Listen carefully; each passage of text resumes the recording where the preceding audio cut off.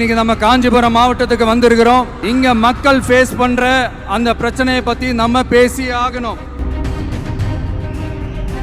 ரெண்டு லைன் பேச முடியல. நீ பேசுற வீட்டுக்கு எல்லாரையும் பட்டதாரி ஆக்கணும்னு பேசுற. நீயே டிஸ்கண்டினியூ.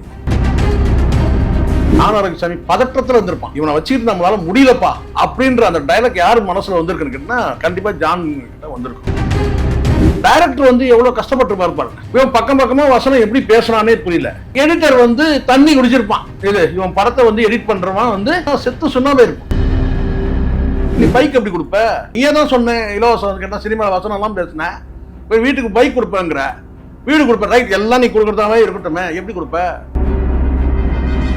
ஒரு நிகழ்ச்சியாவது நீ சாரி கேட்காம விட்டுருக்கியா? நீ வெக்கமா உனக்கு? சாரி எதுக்கா சாரி? ஏதோ நடுவில் பேச விட்டு மாதிரி தான் ஆரம்பமே விட்டுட்டேன். என் நெஞ்சில் குடி இருக்க விட்டுட்டு கடைசியா சொல்றேன் என் நெஞ்சில் குடி இருக்கும். அணில் குஞ்சுங்க உங்களை இங்க யார் கூப்பிட்டாங்க? வந்தா 50 பேரை காலி பண்ண. இப்பதான் கேட்டா கேள்விக்குறி. அரசியல் உங்களுக்கு கேள்விக்குறி, ஆச்சரியக்குறி, அறிகுறி, குறின்னு பேசிருக்கிற. சென்சூட் தமிழ் நேயர்களுக்கு வணக்கம். இன்றைய நேர்காணலில் நம்மோடு இணைந்திருக்கிறார் மூத்த ஊடகவியலாளர் திரு சேக்வர் அவர்கள். சார் வணக்கம். வணக்கம் சார். படிப்பு எவ்வளோ முக்கியம் அப்படின்ற விஷயம் நேற்று நடந்த காஞ்சிபுரம் நிகழ்வு, விஜயோட அந்த ஒன்றிணைப்பு எழுதி கொடுக்குறாங்க. அதை பார்த்தும் படிக்க முடியல அவரால். ரொம்ப வேதனைக்குரிய விஷயமா இருக்கு. எழுதி கொடுத்ததையே தவறா உச்சரிக்கிறாரு. அதுலேயே அவரோட சொல்ல வந்த விஷயம் எல்லாம் மாறி போகுது. நீங்க பார்த்துருப்பீங்க சினிமாவில் இந்த டைரக்டருங்கெல்லாம் எவ்வளோ கஷ்டப்பட்டிருப்பாங்க. வசனம் டைரக்ஷன் ரெண்டு பொறுப்பையும் ஏற்றுட்டு இருக்கிறவர் ஓகே. ஆனால் வசனம் எழுதி கொடுத்தவர் பார்த்தீங்கன்னா எவ்வளோ மனவேதனை அடைஞ்சிருப்பாருன்னு பாருங்க.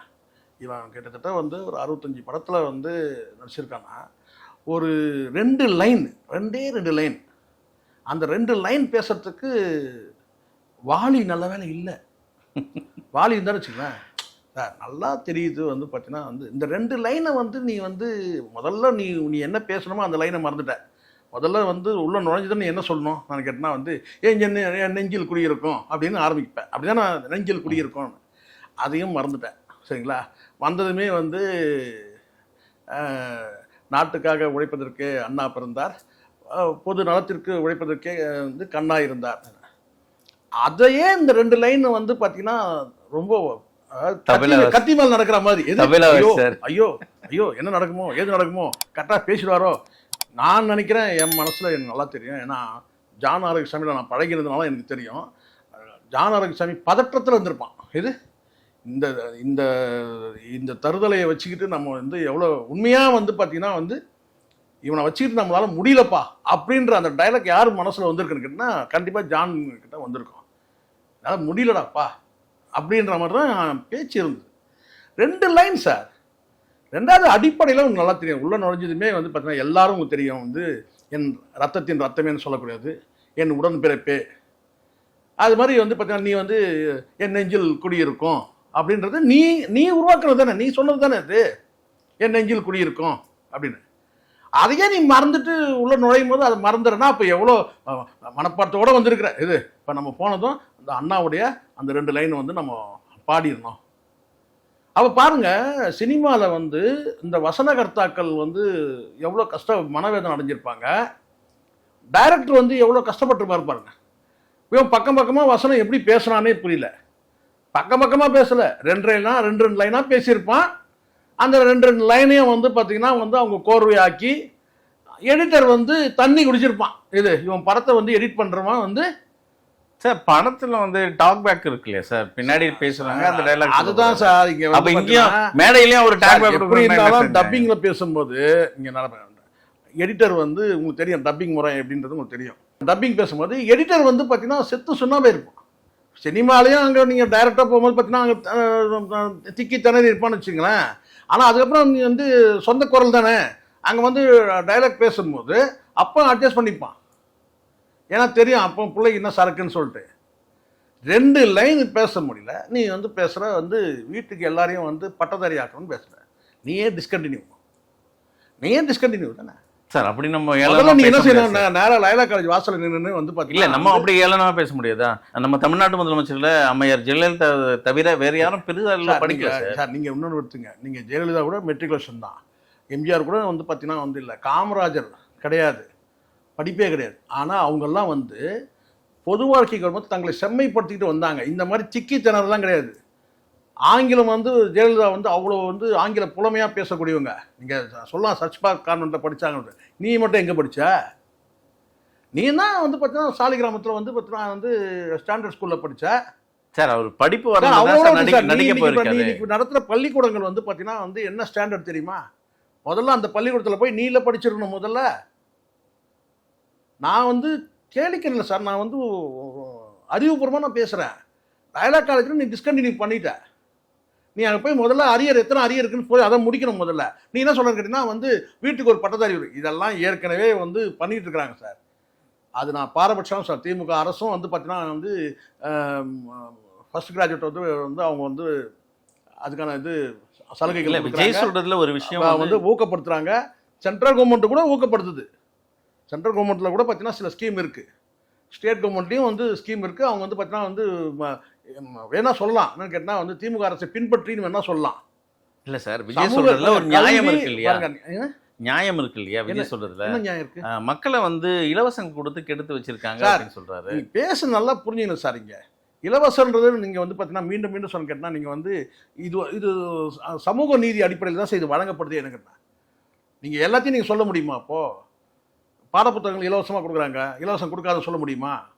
நீங்கள் வந்து ஏதோ வந்து இந்த டிவி கொடுக்குறது, இந்த கிரைண்டர் கொடுக்குறது, இதை மட்டும் இதெல்லாம் வந்து ஒரு வகையில் வந்து இது சமூக நீதி அடிப்படையில் தான் இதுக்கு நிறைய பேசணும். இதை பற்றி அவங்க வந்து பார்த்து இலவசத்தை கொடுத்து அப்படி நான் கேட்குறேன், நீ பைக் எப்படி கொடுப்ப?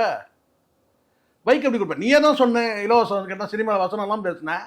இப்போ வீட்டுக்கு பைக் கொடுப்பேங்கிற, வீடு கொடுப்பேன், ரைட், எல்லாம் நீ கொடுக்குறதாவே இருக்கட்டுமே, எப்படி கொடுப்ப?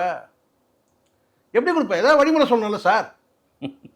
எதுவுமே சொல்லாமல் கேட்டால் நான் வந்து வீட்டுக்கு ஏற்கனவே தருதலைங்க எல்லாம் இந்த கேடிஎம் பைக் வச்சுக்கிட்டு வந்து இவங்க வந்து பண்ணுற அட்ராசிட்டிலாம் உங்களுக்கு தெரியும்ல. நல்லா இருக்கிறவங்கலாம் சாவடிக்கிறானுங்க. உங்களுக்கு சமீபத்தில் கூட உங்களுக்கு சென்னையில் நடந்து உங்களுக்கு தெரியும். அவனும் செத்து ஒரு குடும்ப தலைவன் அவனையும் வந்து சாகடிச்சு நடந்ததா இல்லையா?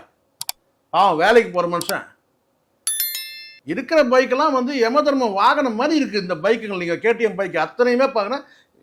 யமதர்ம எரும மாட்டுக்கும் இந்த பைக்குங்களுக்கும் வித்தியாசமே இல்லை. நீங்கள் பாருங்கள், எடுத்து பாருங்கள், கிட்டத்தட்ட அதே தான். யமதர்முடைய வாகனம் வந்து எரும வாடகையும் இந்த கேடிஎம் பைக்கை நீங்கள் பார்த்தீங்கன்னா ரெண்டு சமமாக இருக்குது. இந்த தருதலைகளுக்கெல்லாம் இவன் நான் ஃப்ரீயாக கொடுப்பேங்கிறான். அப்புறம் இவனை வச்சு நம்ம என்ன செய்ய முடியும்? நீங்கள் சொல்லுங்க பார்க்கலாம். என்ன பிளான் இருக்குது சார்?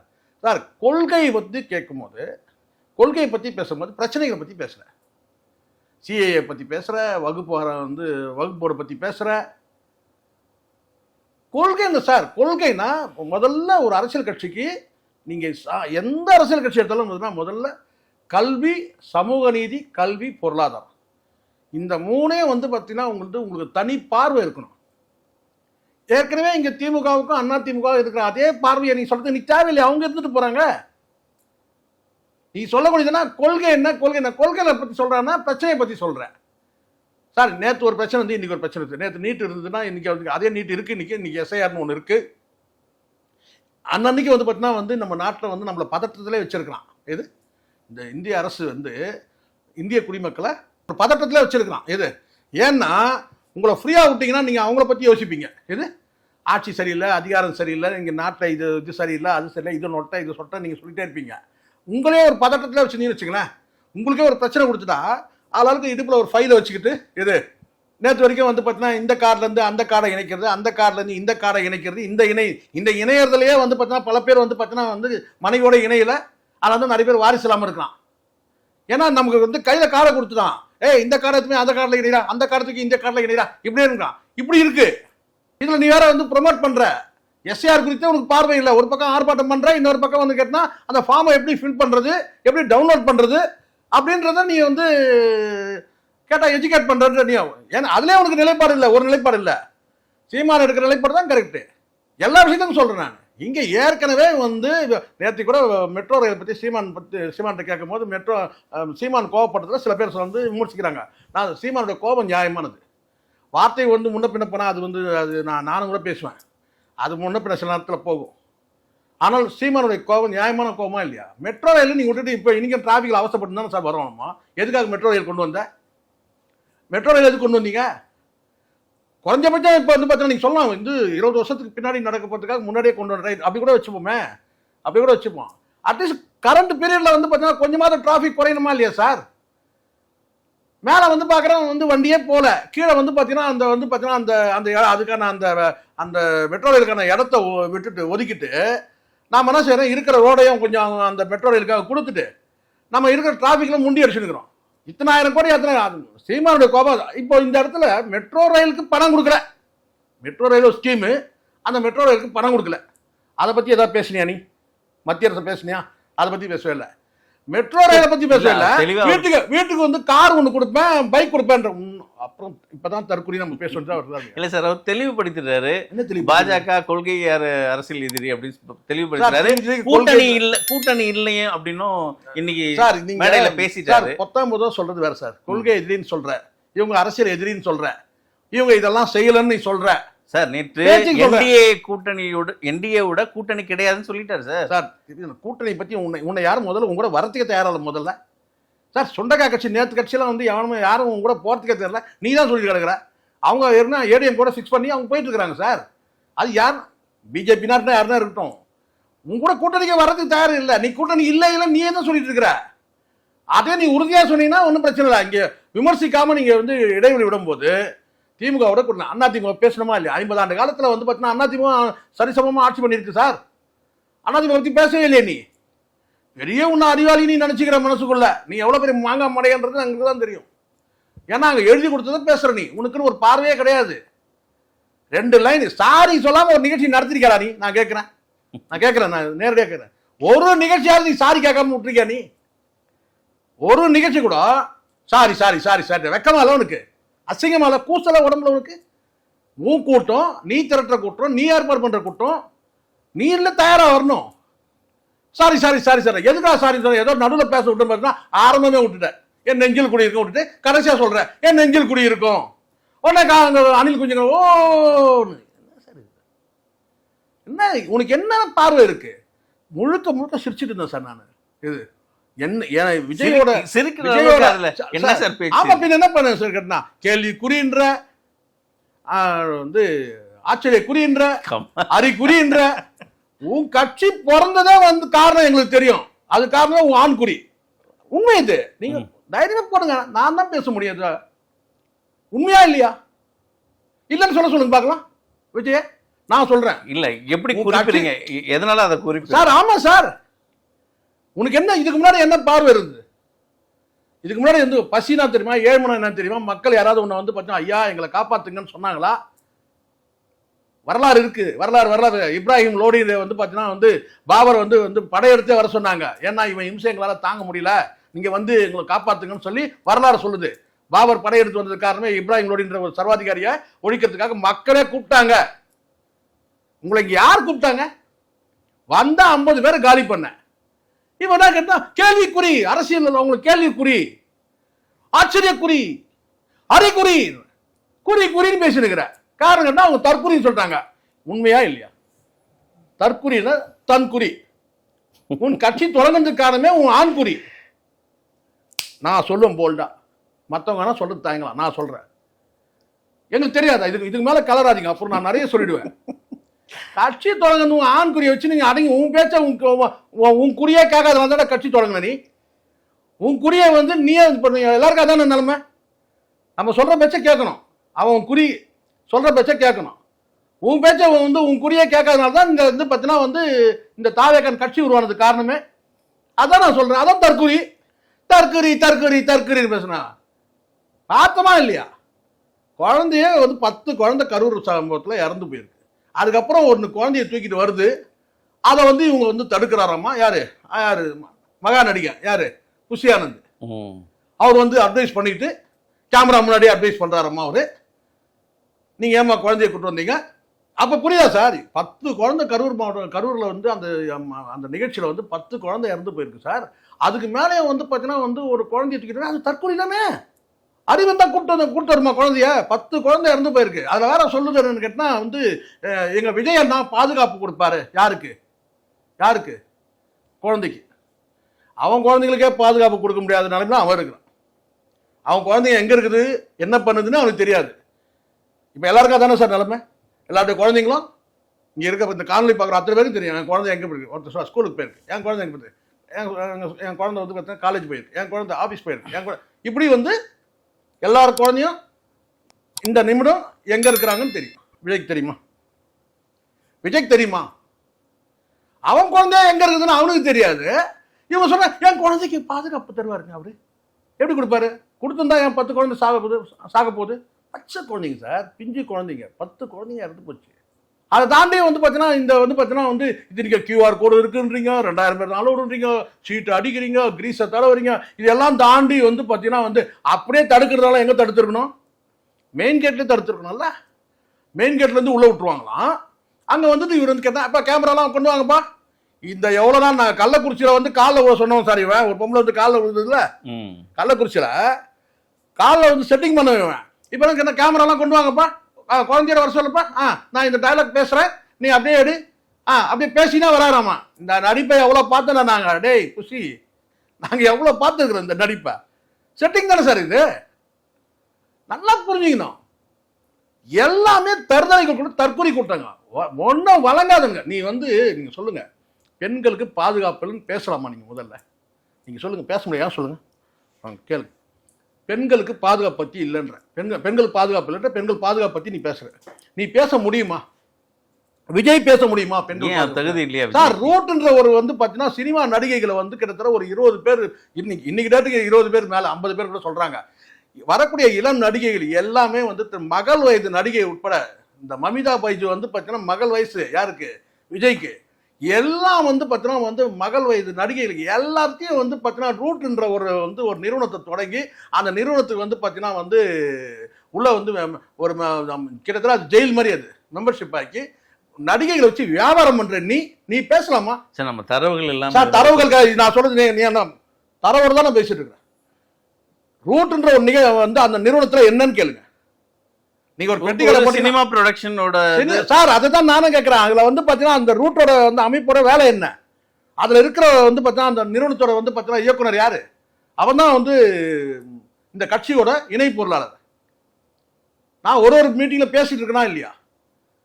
நடிகைகளை வச்சு நீ வியாபாரம் பண்றதுக்கு ஒரு நிறுவனத்தை நீ வந்து பாத்தீங்கன்னா வச்சிருக்கிற. நீ பெண்கள் பாதுகாப்பு பத்தி நீ பேசலாமா? நீ நான் கேட்கிறேன், பெண்கள் பாதுகாப்பு கொடுக்கணும். நீ ஒவ்வொருத்தர் ஃபைல் எடுக்கலாமா சார்? அரசாங்கத்தை கேள்வி கேட்கறது தார்மீக உரிமை இருக்கு சார். தார்மீக அதுல பாருங்க, பெண்களுக்கு பாதுகாப்புனா நான் சொல்றேன் கேளுங்க. இந்த அரசு நீங்க சொல்றீங்க 2 நிகழ்வு வச்சு சொல்றீங்க.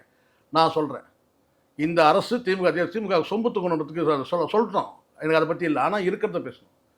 இந்த பெண்களுக்கு பாதுகாப்புனா இப்ப சமீபத்தில் கூட ஒரு குழந்தை வந்து ஸ்கூலுக்கு போற குழந்தைய ஒரு பையன் கொண்டுட்டான். அதில் 1 சைடு லவ் 2 சைடு லவ், ஏதோ ஒரு கர்மம் சரிங்களா பண்ண. இதுக்கு முன்னாடி வந்து பார்த்தா 11 மணிக்கு மேலே வந்து ஒரு புள்ள வந்து பார்த்தீங்கன்னா வந்து இது முழுக்க என்ன கேட்டினா தனிநபர்கள் சார்ந்து பாதுகாக்க தவறிட்டாங்க. தனிநபர்கள் நான் சொல்றது கேட்டினா அந்த குடும்பம் அல்ல வந்து தற்காப்பு நடவடிக்கைன்றது ஒருத்தரும் எடுத்துக்கணும். எனக்கான தற்காப்பு நானே ரெடி பண்ணிங்கன்னா அது நடந்துடுச்சு. இப்போ ஸ்கூலில் இருக்கிற ஒரு குழந்தைய வந்து பார்த்தீங்கன்னா வந்து பின்னாடியே போய் வந்து கொண்டுட்டான். ஒரு ஸ்கூல்லையுமே வந்து நல்லா புரிஞ்சுக்கணும்.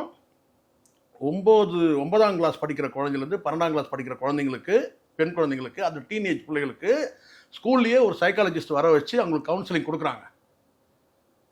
அந்த பெற்றோர்கள் கிட்ட அப்பா கிட்ட சொல்ல முடியாத பிரச்சனையை கூட ஸ்கூலில் சொல்லலாம். ஸ்கூலில் வந்து ஒரு வாத்தியார்கிட்ட ஒரு பிரச்சனை இருக்குன்னு வச்சுங்க, அந்த பிள்ளைக்கு இல்லை வழியில் பிரச்சனை இருக்குது, இல்லை வந்து பார்த்தீங்கன்னா ஏதோ ஒரு உளவியல் பிரச்சனை, எந்த விதமான உளவியல் பிரச்சனை இருந்தாலும் அங்கே சொல்கிறதுக்கு வந்து ஒரு சைக்காலஜிஸ்ட்டை வந்து நாமினேட் பண்ணியிருக்கிறாங்க. அது ஒரு ஸ்கீமாகவே போட்டு வந்து நடைமுறைப்படுத்துது இந்த அரசு. தெரியுமா விஜய்க்கு? விஜய்க்கு தெரியுமா இப்படி ஒரு ஸ்கீம் நடைமுறையில் இருக்குன்றது தெரியுமா? இல்லை ஏதாவது ஸ்கூலுக்கு போயிருப்பியா? இல்லை உன் ஸ்கூலில் இருக்கா? நீ நடத்துகிற ஸ்கூலில் இருக்காடா? அரசு நடத்துகிற ஸ்கூலில் இருக்கு. இப்போ புரியுதுங்களா? அப்பா கிட்ட சொல்ல முடியாத விஷயத்த கூட பள்ளிக்கூடத்தில், அரசு பள்ளிக்கூடத்தில் அங்கே வரக்கூடிய சைக்காலஜிஸ்ட் கிட்ட சொல்ல முடியும். அதுக்கான ஒரு பிளாட்ஃபார்ம் இருக்கு. இது தெரியுமா உனக்கு? பெண்களுக்கு பாதுகாப்பு இல்லைன்ற. சரி ரைட், உங்ககிட்ட இப்போ இது அரசு வந்து ஒரு ஸ்கீமா பண்றாங்க.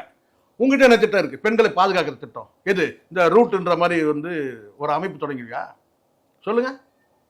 நடிகைகளை சுதந்திரமா விடாம அவங்களுடைய கால் ஷீட்டை பார்த்து அவங்க இல்ல வியாபாரம் நீங்க பண்ணாம- குறிப்பிட்டு பேசுறது வந்து அவரோட செயலுக்கும் இந்த இவரோட அறிக்கைக்கும் சம்பந்தம் சம்பந்தம் இல்லாத நான் மாதிரி தான் சொல்றேன், பேசுறீங்க உனக்கு ஒரு ஒரு பார்வையே இல்லைன்ற நான் பார்வையே இல்லை. உனக்கு என்ன பார்வை இருக்கு? நீங்க என்ன ஒரு லைன் எடுங்க, நான் சொல்றேன். விஜயோட பேச்சுல இருந்து ஒரு லைன் எடுத்து சொல்லுங்க. உனக்கு என்ன பார்வை இருக்கு? சரி, உங்ககிட்ட திட்டம் இருக்கணும்ல. அரசு ஒரு திட்டத்தை கொண்டு வந்திருக்காங்க. ஸ்கூல்ல வந்து பார்த்தீங்கன்னா சைக்காலஜிஸ்ட் நாமினேட் பண்ணுங்க. டீச்சரை தாண்டி சைக்காலஜிஸ்ட் எந்த பிரைவேட் ஸ்கூல்ல இருக்கு எடுங்க, நீங்க காட்டுங்க, நான் அவனை பேச நிறுத்திடுறேன். எந்த பிரைவேட் ஸ்கூல்ல வந்து இந்த மாதிரி சைக்காலஜிஸ்ட்டை போட்டிருக்காங்க? இங்க வந்து ஒரு சைக்காலஜிஸ்ட்டை வந்து பார்த்தீங்கன்னா அரசு இது வரைக்கும் இந்தியாவில் வேற எந்த அரசு பள்ளிக்கூடத்தில் சைக்காலஜிஸ்ட்டை போட்டு வந்து பார்த்தீங்கன்னா வந்து ஒரு ஸ்கூல்லேயே வந்து பார்த்தீங்கன்னா வாரத்துக்கு 3 நாள் சைக்காலஜிஸ்ட்டை வந்து 9th ல இருந்து 12th வரைக்கும் இருக்கிற பிள்ளைங்களுக்கு வந்து அங்கே வந்து விசிட் பண்ணுவாங்க. ஒரு நாள் ஃபுல்லாக இருப்பாங்க. இருந்து அந்த பிள்ளைகள்கிட்ட வந்து பார்த்தீங்கன்னா உளவியல் ரீதியாக என்ன பிரச்சனை இருக்குன்னு கேட்டு அதுக்கான வந்து ட்ரீட்மெண்ட்டை பண்ணுறாங்க. வேற எந்த இந்தியாவில் வேற பள்ளிக்கூடத்தை நீங்க காட்டுங்க, இந்தியாவில் எந்த ஸ்டேட்ல இருக்குன்னு காட்டுங்க. அப்போ எல்லாத்துக்கும் முன்மாதிரியா வந்து செயல்படுது அரசு. நீங்க உங்ககிட்ட திட்டம் தான் நீங்க சொல்லுங்க, என்ன திட்டம் இருக்கு சொல்ற. நான் வந்து பைக் வாங்கி கொடுத்துருவேன்ற, எப்படி வாங்கி கொடுப்பேன்? எல்லாருக்கும் சமமா எல்லாருக்கும் இருக்கு. கார் வாங்கி, அறிவு இருக்கா சார்? சமமா இருக்கணும். கார் வாங்கி கொடுப்பேன், ஒரு வீட்டுக்கு கார் வாங்கி கொடுப்பேன்ற, கார் வாங்கி கொடுப்பேன்ற, எப்படி முடியும்? எங்க இருந்து ஃபண்டு? வேலை வாய்ப்புகள் தர்றாரு. யாரு? உங்க அப்பா அப்புறம் நல்லா வந்துரும் கேட்டனா எப்படி சார்? நீங்க வழிமுறை சொல்லணும்ல சார். நீங்க படித்த பட்டவர்களுக்கு தகுந்த வேலை வாய்ப்பு சார், அதுதான் நான் சொல்ல எப்படி சொல்லுன்ற நான் ஏற்கனவே பண்ணேன் சார். ஒரு நல்லா எல்லாருக்கும் சமமான Central வீடு, government-ல எல்லாருக்கும் ஒரு வீடு. வேலை வாய்ப்பு நல்லா புரிஞ்சுங்க. ஒரு விஷயத்த சொல்றீங்கன்னா அதுக்கான வழிமுறை என்னன்னு சொல்லணும். உங்களுக்கு வேலை வாய்ப்பு மற்றும் பயிற்சித்துறை எப்போ கொண்டு வந்தாங்க உங்களுக்கு தெரியல. இந்திரா காந்தி அரசு அதாவது வந்து மத்திய அரசு வந்து கேட்டால் இந்த ஐடிஐ அப்புறம் இந்த பாலிடெக்னிக்கு இது எல்லாம் வந்து காங்கிரஸ் பீரியடில் வந்து கொண்டு வந்தது தான். அதுக்கப்புறம் அந்தந்த ஸ்டேட்டை வந்து பார்த்திங்கன்னா அது வந்து இப்போ அதில் தமிழ்நாடு தான் வந்து பார்த்திங்கன்னா மிகப்பெரிய அளவில் ஒரு பக்கம் நீங்கள் வந்து சென்ட்ரல் அந்த பாலிடெக்னிக்லாம் அந்த சிபி சொல்லாங்கல்ல, இந்த பாலிடெக்னிக்லாம் வந்து சென்ட்ரல் கவர்மெண்ட் கொண்டு வந்தாலும் தமிழ்நாடு வந்து பார்த்திங்கன்னா அரசு பயிற்சி நிறுவனம்னு சொல்லிட்டு வந்து தனியாகவே வந்து பார்த்திங்கன்னா இவங்க ஒரு ஐடிஐன்னு இவங்க கொண்டு வந்தாங்க. சிடிஐ வந்து ஒன்று இருக்குது, சென்ட்ரல் ட்ரைனிங் இன்ஸ்டியூட் சொல்லி சிடிஐன்னு ஒன்று இருக்குது, சரிங்களா? இதுக்கப்புறம் வந்து உங்களுக்கு தெரியும் வந்து பார்த்தீங்கன்னா பாலிடெக்னிக்லாம் வந்தது வந்து காங்கிரஸ் பீரியடில் தான். நான் சொல்கிறது இதெல்லாம் வந்து 80லேருந்து 90 காலத்தில் நான் சொல்கிறேன். 80லேருந்து 90 காலத்தில். அதுக்கப்புறம் வந்து அரசே வந்து பார்த்தீங்கன்னா 80-90 காலத்தில் ஐடிஐன்னு உருவாக்கி கேட்டால் வேலைவாய்ப்பு பயிற்சித்துறையை வந்து உருவாக்கினாங்க. வேலை பழகின சொல்கிறேன் அப்ரண்டிஸ் ஆக்ட்னு ஒன்று கொண்டு வந்து வேலைவாய்ப்பை உருவாக்கினாங்க. அதன் அடிப்படையில் தான் கேட்டால் சொந்தமாக தொழில் தொடங்குறவங்க இருக்கிறாங்க, அரசு நிறுவனத்தை பணியாற்றக்கூடியவங்க இருக்கிறாங்க. அப்படி இருக்கும்போது நீ வேலைவாய்ப்பை எப்படி சொல்லு, அதுக்கான வழிமுறை சொல்லு சார், சொல்லுங்க சார். 10ஆம் பொதுவாக வந்து நான் வந்து இந்த வீட்டுக்கு வந்து ஒரு வந்து பட்டதாரி ஆல்ரெடி நடந்துட்டு இருக்கு சார். சென்ட்ரல் கவர்மெண்ட்டில் சில வந்து ஸ்கீம் இருக்குது, அந்த ஊக்கப்படுத்துறதுக்கான அந்த தொகையை கொடுக்குறவங்க வந்து கொடுக்குறாங்க. ஸ்டேட் கவர்மெண்ட்லேயும் வந்து பார்த்தீங்கன்னா அதுக்கான ஸ்காலர்ஷிப் இதெல்லாம் கொடுக்குறாங்க. இதெல்லாம் இன்னைக்கு நேற்று நடந்து இவனுக்கு இப்போ தான் தெரியும், இவனா பிறந்தே இருக்க மாட்டான். 80லேருந்தே ஸ்காலர்ஷிப்லாம் இருக்கு சார். விஜய்க்கு தான் தெரியாது. பட்டதாரி நல்லா புரிஞ்சுக்கணும். எல்லா பெண்களுமே நல்லா தெரிஞ்சுக்கணும். இன்னைக்கு எல்லா பெண்களுமே வந்து பார்த்தா டபுள் டிகிரி வச்சிருக்காங்க ஒரு வீட்லயும். நான் சொல்ற கேட்டேன், எங்கேயோ தான் வந்து 1-2 பேர் வேணா நீங்க சொல்லலாம் இன்னைக்கு வந்து படிப்பறிவு இல்லாமல் இருக்கிறாங்க. பெரும்பான்மையான 90 கிட்டத்தட்ட 90% வந்து பார்த்தீங்கன்னா வந்து இங்க எல்லாம் ஒரு டிகிரி இல்லை டபுள் டிகிரி வச்சிருக்காங்க. ஆம்பளை பசங்களாவது ஒரு டிகிரி வச்சிருக்காங்க, பொம்பளை பிள்ளைங்கலாம் டபுள் டிகிரி வச்சிருக்கு. அவன் தான் வந்து பொண்ணு கிடைக்காம சுற்றி கிடக்கிறான். அவன் சும்மா வந்து நீங்க வந்து பார்த்தீங்கன்னா வேலை வாய்ப்புன்னு முதல்ல நீ வந்து உன் குடும்பத்தை வச்சே பேசுவேன் நான். இது இப்போ விஜயோட பேச்சு இருக்கு இல்லையா, இது எழுதி வச்சு பேசுறா இருந்தாங்க, அவருக்கு எதுவும் தெரியாது. இதை எழுதி கொடுக்குறாங்கல்ல ஒரு குழு இருக்கு இல்லையா, அவங்களுக்குலாம் இதெல்லாம் சார் தருதலைங்க. நீங்க என்ன குழுன்னு பேசிட்டு இருக்கீங்க? இல்ல சார், ஒரு மாசம் வந்து தலைமறைவானான்ல, எஃப்ஐஆர் தலைமறைவானான்ல, யாரு ராஜ்மோகன், அவன் தான் அங்க எழுத்தாளர். நான் என்ன கேளுங்க, நான் சொல்றேன். இல்ல நான் முடிச்சேன். அதாவது விஜய்க்கு தான் தாவேக்கால என்ன நடக்குதுன்றத நீங்க என்கிட்ட கேட்டீங்கன்னா நான் டிக்ளரே பண்றேன். தாவேக்கால அங்க என்ன நடக்குதுன்றத நீங்க என்கிட்ட கேட்டீங்கன்னா நான் சொல்றேன். இன்னைக்கு எல்லாரும் மத்தியிலும் ஐயனார் ஒரு ரைட்டரை கொண்டு வந்தாங்க. வெறும் ரைட்டிங் பண்றது மட்டும் வேலைனாங்க. அவர் வந்து நான் உப்பு போட்டு சோறு தின்னுக்கிறேன்றாரு. யாரு? ஐயனாதான். அது எப்படிப்பா நான் உப்பு போட்டு சோறு தின்றேன்? இல்ல சார், உங்களுக்கு 3 வேளை சோறு போட்டுறோம், நாங்க கேட்கறதா நீங்க எழுதி கொடுக்கணும். நாங்க நான் வந்து பார்த்தீங்கன்னா நான் சுய சம்பாத்தியத்தில் உப்பு போட்டு சோறு தின்றேன்னாரு. அப்போ நீங்கள் கிளம்புங்கன்ட்டாங்க. அவர் வந்துட்டாரு. அங்கே வந்து பார்த்தீங்கன்னா வந்து இப்போதைக்கு 3 வேளை சாப்பாடு சாப்பிட்டுட்டு வந்து எழுதி கொடுக்குறது யாருன்னு கேட்டிங்கன்னா சார் இந்த பேச்சை வச்சு புரிஞ்சிக்க முடியல உங்களால். அதுதான் குறி, சார், கேள்விக்குறி, இன்னைக்கு அறிகுறி, talk of தற்குறி the town யாருதான் இதெல்லாம் எழுதி தரா? ராஜ்மோகன் சார், ராஜ்மோகன்ற வந்து ஒரு தத்துவ ஞானி, அவன் தான் எழுதினான். எஃப்ஐஆர் இல்லாம தலைமுறை அமேசான் காட்டில் ஒளிஞ்சிருந்தவன் இங்க இருந்து போயிட்டு ஓடிக்கினே இருந்தான். துரத்த சார் உங்களை யாருமே துரத்தலைங்க, நீங்க வந்து நீங்க சேஃபா வந்துடலாங்க உங்களுக்கு கேட்டா, இல்ல சார் இது மேல வந்து எஃப்ஐஆர் போட்டேன். எஃப்ஐஆரே இல்லையான்னு கூட ஓடினே போய் அமேசான் காட்டில் ஒளிஞ்சிருந்தவன் அவன் தான் இப்ப எழுதி கொடுக்கலாம் இதெல்லாம். இதெல்லாம் இந்த வசனம் உங்களுக்கு தெரியாது சார். சார் நல்லா புரிஞ்சுங்க, அறிவார்ந்த, சீரியஸா சொல்றேன், இது காமெடி கிடையாது. உண்மையிலேயே நீ ஒரு அறிவார்ந்த நபரா இருந்தா நீ அவ்வளவு உங்ககிட்ட சரக்கு இல்லை, ஆனா எழுதி கொடுக்கறதுக்காக சரக்கு இருந்ததுன்னா இல்லை, அந்த கட்சியில் இருக்க யாராவது ஒருத்தர் சரக்கு இருக்குமானால் என்ன செய்யணும்னு கேட்டோம்னா, பல்லவ நாடு காஞ்சிபுரத்தில் போய் நீங்க பேசுறீங்க, நீங்க என்ன செய்யணும், வரலாறு எடுத்து பேசணும்ல. சோழ சாம்ராஜ்யம் சொல்லிட்டு 2 யானையை மட்டும் பயன்படுத்தினா போதுமாடா? அறிவு இருக்கடா உங்களுக்கு? யானையை போட்டுனா போதுமா? சோழருடைய வந்து இப்போ வந்து போர் அடையாளம் சின்னம் சொல்லிட்டு யானையை காட்டுற, என்ன வாகை மலரை காட்டுற, யானையை காட்டுற, கேட்டால் வந்து சோழ சாம்ராஜ்யத்தோட அடையாளம் குறியீடுன்னு காட்டுறேன். நான் கேட்குறேன், பல்லவ நாடு யாரு? தொண்டமான் இளந்திரை என்றவன் தான் சார் வந்து பார்த்தீங்கன்னா அங்கே ஃபவுண்டேஷன். நல்லா புரிஞ்சுக்கணும், அவனுடைய பூர்வீகத்தை கூட நம்ம எடுத்து பேசுகிறோம். அந்த தொண்டமான் இளந்திரை என்ற மாவீரன் தான் வந்து அங்கே சோழ சாம்ராஜ்யத்தோட ஃபவுண்டர் அவன் தான். அங்கேருந்து திருப்பதியிலேருந்து வந்து பார்த்தீங்கன்னா இங்கே வந்து கள்ளக்குறிச்சி கடலூர் வரைக்கும் அவன் சாம்ராஜ்யத்தை வந்து நிறுவனவன் சாதாரண கிடையாது. நீ அவன் பேரெல்லாம் உச்சரிக்க முடியாது, அது வேற விஷயம். ஆனால் உனக்கு உண்மையிலே எனக்கு வரலாறு தெரியுமானால் இளந்தரையனை பத்தி நீ ஒரு வார்த்தை பேசியிருக்கணும். நீ ஏன்னா நீ வந்து போதி தர்மனை பத்தி பேச மாட்டேன், ஏன்னா உனக்கு சூர்யாவை பிடிக்காது. எது போதி தர்மர் வந்து அங்கிருந்து உருவானவர் தான், ஆனா அந்த பல்லவ சாம்ராஜ்யத்தில் உருவானவர் தான் போதி தர்மர். அங்கிருந்து அவர் வந்து பாத்தீங்கன்னா வந்து புலம்பெயர்ந்து போறாரு, சீனாவில் இருக்கிற வந்து வாழ்ந்துருக்கிறாரு. சரி, நீ அதை பத்தி பேச மாட்டேன், ஏன்னா உனக்கு வந்து சூர்யாவை பிடிக்காது, அதனால நீ பேச மாட்டேன். அதுக்கு இதுக்கு என்ன? ஆமா சார், தருதலைக்கு இப்படி அப்படிதானே யோசிப்பானுங்க. ஐயோ போதி தர்மர்னா யாரு? அது சூர்யா. இவனா அப்படிதானே சார் இருக்கிறானுங்க. தொண்டமான் இளந்தரையன் புலவருக்கு புலவன் வந்து பார்த்தீங்கன்னா வீரனுக்கு மாவீரன் சார். அவன் திருப்பதியிலிருந்து வந்து பார்த்தீங்கன்னா அன்னைக்கு அதெல்லாம் வந்து சமஸ்தானங்கள் நாடுகள், அதெல்லாம் அத்தனை நாடையும் வந்து கிட்டத்தட்ட 20 நாடுகளை வந்து பார்த்தீங்கன்னா உள்ளடக்கி ஒரு சோழ சாம்ராஜ்யத்தை உருவாக்குற ஒரு முதல் வீரன். அவனை பத்தி பேச அப்புறம் ஏதோ யாருன்னு கேட்டா என்டிஆர் யாருன்னு கேட்பான் போல இருக்கலாம். அவனை பத்தி ஒரு வார்த்தை பேசவே இல்லை. வந்து அண்ணா வந்து நாட்டுக்காக உழைப்பதற்காக அந்த 2 லைனை கூட உன்னால பேச முடியல. காஞ்சிபுரத்துக்கும் விஜய்க்கும் கனெக்ஷன் இருக்குன்னு சொல்றேன் சார். என்ன கனெக்ஷன் சொல்லுங்க, ஏதாவது தெரியும்? நான் இப்போ நீங்க சொன்ன உடனே பகீர் இருந்து எனக்கு இது சொன்ன உடனே கனெக்ஷன் இருக்கு. அதான் சார், நீங்க சொன்ன உடனே எனக்கு பகீர் என்ன கனெக்ஷன் அதையா சொல்லுங்க. ஒரு கனெக்ஷனும் கிடையாது. என்ன கனெக்ஷன் கேட்டீங்கன்னா, ஜேபிஆர் ஒரு சாராய வியாபாரி தன் மகள்களை கட்டி கொடுக்கும் போது அப்படி ஒரு வந்து அந்த ஒரு மகள்களை வந்து பார்த்தீங்கன்னா வந்து ஒரு நபருக்கு கட்டி கொடுத்து, அந்த மரிய வில்சன் கட்டி கொடுத்து, எப்பவுமே உங்களுக்கு தெரியும் விவாகரத்து நடந்துச்சுனாக்கா வந்து ஜீவனம்சம் கேட்பாங்க. அது வந்து ஜீவனம் இருக்கங்கிட்ட கேட்க முடியும், மகளுக்கு கேட்க முடியும். இங்க வந்து பார்த்தீங்கன்னா இவன் ஜீவனம் நடத்துறதுக்காக கல்யாணம் பண்ணணுங்க. இவனுக்கு ஜீவனாம்சமா கொடுக்கப்பட்டது தான் அந்த ஜேபிஆர் கல்லூரி. இது அந்த ஜேபிஆர் காலேஜ் மகள் விவாகரத்து செய்யும் போது மருமகனுக்கு ஜீவனாம்சமா கொடுக்கப்பட்டது. அதனால அர்த்தம் என்ன உங்களுக்கு புரியல? உங்களுக்கு என் பொண்ணை விட்டுறா, இந்தாடா இதை வச்சுக்கடான்னு சொல்லி கொடுத்தது அந்த ஜேபிஆர் காலேஜ்.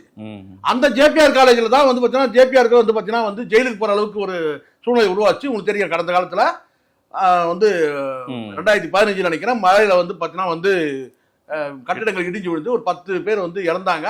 அந்த 10 பேருக்கு இது வரைக்கும் செட்டில்மெண்ட் கொடுக்கவே கிடையாது. இவன் சொல்கிறான், மரிய வில்சன் சொல்கிறான் கேட்டால், கரூரில் இறந்து போனவங்களுக்கு 5000 மாதம் தரேன். ஒரு மாதம் முடிஞ்சு, இன்னும் 10 நிமிஷம் போய் சேரவே இல்லை. ஒரு மாதம் முடிஞ்சிச்சு. அந்த குடும்பத்தில் 5000 போகவே இல்லை.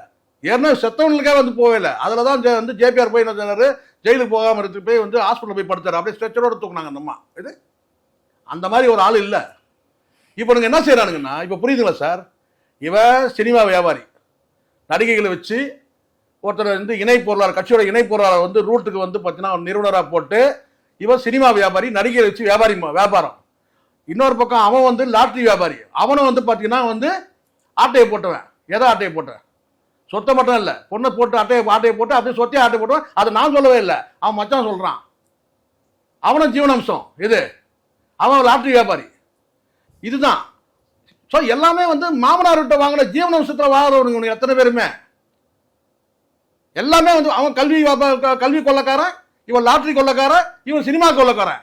இவனுக்கெல்லாம் சேர்ந்து என்ன செய்யறானுங்கன்னா வந்து நான் வந்து இந்த நாட்டை அப்படியே புரட்டி போட்டுறோம், பெண்களுக்கு பாதுகாப்புலன்னு பேசுறானுங்க. இதை விட என்ன சொல்லணும், எல்லாமே வந்து கோடீஸ்வர குடும்பமா பார்த்து பொண்ணு ஆட்டையை போட்டவனுங்க. இவனுங்க என்ன சொல்றானுங்கன்னா பெண்களுக்கு பாதுகாப்பா இருக்கும்.